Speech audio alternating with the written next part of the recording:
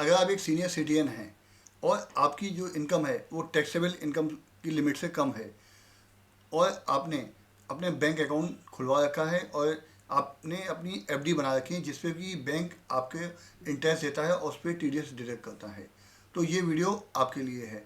अब income tax act 2025 में 1 अप्रैल 2026 से काफ़ी सारे फॉर्म चेंज हो गए हैं। उसी में ही फॉर्म 15G की जगह अब फॉर्म आ गया है 121 यानी 121 नंबर फॉर्म। अगर आपकी एफडी पे जो इंटरेस्ट मिलता है उस पर अगर बैंक टीडीएस डिडक्ट करता है तो उस टीडीएस से बचने के लिए आपको बैंक में फॉर्म 121 फाइल करना होगा। अब फॉर्म 121 फाइल करने से पहले हमने इसमें कुछ ये समझ लेनी है कि फॉर्म 121 क्या है और फॉर्म 21 को कौन भर सकता है, इसके भरने के क्या फ़ायदा हैं और नहीं भरेंगे तो हमें क्या नुकसान है। तो सबसे पहले हम समझ लेते हैं फॉर्म 121 क्या है। कि फॉर्म 121 एक केवल डिक्लेरेशन फॉर्म है जो कि सीनियर सिटीजन भर सकते हैं और जिनकी इनकम टैक्सेबल लिमिट से कम है, तो जिससे कि बैंक उनकी जो एफडी पे इंटरेस्ट देता है उस पर टीडीएस ना डिडक्ट करे। अब इसमें जिनकी उम्र 60 साल से ज़्यादा है वो उसको भर सकते हैं और जिसकी की इनकम टैक्सेबल लिमिट से कम है। अगर जिनकी इनकम टैक्सेबल लिमिट से ऊपर है तो वो इस फॉर्म को नहीं भर सकते क्योंकि उस पर उनका बैंक टीडीएस डिडक्ट करेगा। इसके अलावा अगर आपकी इनकम है जो एफडी या सेविंग से है तो आपको ये फॉर्म फिल करना है। अब ये फॉर्म आपको हर साल फाइल करना है। अगर आपने एक फाइनेंशियल ईयर में एक फॉर्म भर के बैंक को दे दिया है तो नेक्स्ट ईयर आपको फिर से वो फॉर्म भरना होगा क्योंकि जो भी आपका टीडीएस डिडक्ट होगा आपकी एफडी के इंटरेस्ट पे वो हर साल डिडक्ट होगा, तो आपको हर साल ये फॉर्म बैंक को फाइल करके देना होगा। अब ये फॉर्म जमा कहाँ पे होगा? ये फॉर्म वहीं जमा होगा जहाँ पे कि आपने अपनी एफडीज बनवाई हुई हैं, चाहे किसी अपने फाइनेंशियल इंस्टीट्यूट से बनवाई हैं चाहे अपनी किसी बैंक में बनवाई हैं, तो वहाँ पे आपको ये फॉर्म देना होगा। अगर आपने एक से अधिक बैंकों में अकाउंट है और एक से अधिक बैंकों में आपकी एफडीज हैं तो आपको हर बैंक में अलग अलग फॉर्म 121 देना होगा। फॉर्म 121 देने से फ़ायदा ये है कि आपका टीडीएस नहीं कटेगा। अगर आपकी जो इनकम है एग्जम्पशन लिमिट से कम है तो बैंक उस पर टीडीएस नहीं काटेगा और आपको इनकम टैक्स की रिटर्न फाइल करते समय आपको रिफंड लेने की कोई भी ज़रूरत नहीं पड़ेगी और जो आपका ये पैसा बचता है उसको आप एज ए कैश फ्लो काफ़ी अच्छी तरीके से यूज़ कर सकते हैं। अगर हम फॉर्म 121 नहीं फाइल करते हैं तो हमारा जो भी टीडीएस है इंटरेस्ट पे बनेगा वो बैंक काटेगा, भले ही आपकी इनकम जो टैक्सेबल लिमिट से कम हो, क्योंकि बैंक को नहीं पता कि आपकी इनकम कितनी है। आपको फॉर्म 121 में डिक्लेरेशन देना होगा। अब हम आ जाते हैं अपने चैनल भोजवानी टैक्स कंसल्टेंसी पे। अगर आपने मेरे चैनल को विजिट नहीं किया है तो एक बार जाके विजिट करें और यहाँ पे काफ़ी सारी इन्फॉर्मेटिव वीडियो दी गई हैं, उन्हें जाके देखें और इसका बेनिफिट लें। अगर आपको ये वीडियो अच्छी लगती हैं तो आप चैनल को लाइक शेयर सब्सक्राइब कर दें, जिससे कि आपको इनकम टैक्स, टीडीएस, जीएसटी और जो नया इनकम टैक्स एक्ट और नई सेक्शंस आई हैं उनके बारे में अपडेट आपको मिलता है। अब हम बात कर लेते हैं फॉर्म 121 कैसे फाइल करना है। फॉर्म 121 फाइल करते समय यहाँ पे कुछ हमें बेसिक डिटेल्स पहले फिल करनी होती है। यहाँ पे आपको अपना नाम देना है, एड्रेस देना है और परमानेंट अकाउंट नंबर यानी जो आपका पैन नंबर है वो लिखना है। यहाँ पे आपको स्टेटस लिखना है। इसके अलावा आपको रेजिडेंशियल स्टेटस क्या है आपका वो लिखना है, रेजिडेंस है नॉन रेजिडेंस है वो यहाँ पे लिखना होगा।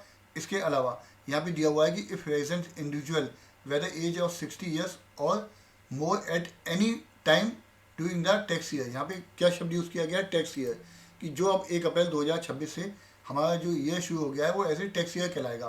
पहले जो फाइनेंशियल ईयर असेसमेंट ईयर कहलाते थे वो अब सब 1 अप्रैल से ख़त्म हो चुका है। तो पूरे टैक्स ईयर में कभी भी अगर आपकी एज 60 साल या उससे ऊपर होती है तो आप ये फॉर्म फाइल कर सकते हैं। इसके बाद आपको यहाँ पे अपना ईमेल आईडी देना है, कंट्री कोड देना है +91 इंडिया का और यहाँ पे आपको अपना फ़ोन नंबर देना है। अब नेक्स्ट पे आता है कि tax year for which the declaration is made. अब यहाँ पे आपको टैक्स ईयर मेंशन करना है कि आपको कौन से टैक्स ईयर के लिए आप ये फॉर्म 121 फाइल कर रहे हैं। तो जो अभी हमारा टैक्स ईयर है 2026-2027, तो यहाँ पे आपको 2026-2027 लिखना होगा। अब हम बात कर लेते हैं डिटेल्स ऑफ इनकम की। यहाँ पे काफ़ी लोगों को काफ़ी सारा कन्फ्यूज़न हो सकता है, तो इसको हम बिल्कुल ध्यान से समझेंगे कि यहाँ पे जो पॉइंट्स दिए गए हैं हमें यहाँ पे कौन सी अपनी इनकम बतानी है। सबसे पहले तो दिया है nature of income. Nature of income में आप अपना दे देंगे जो आपकी एफडीज हैं उस पर इंटरेस्ट आता है तो एफडी की इनकम का इंटरेस्ट के यहाँ पे लिख देंगे। इसके बाद आता है आपका estimated income for which declaration is made. आपको अपनी एस्टिमेट इनकम देनी है कि जिस पे भी आप डिक्लेरेशन दे रहे हैं।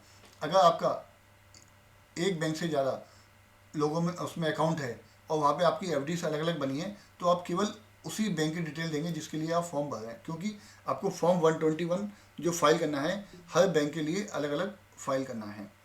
इसके बाद पॉइंट 11 पे आते हैं, declaration of form 121 other than the form file during the tax year if any. यहाँ पे पूछा गया है कि क्या आपने इस टैक्स ईयर में इससे पहले भी कोई फॉर्म 121 फाइल किया है।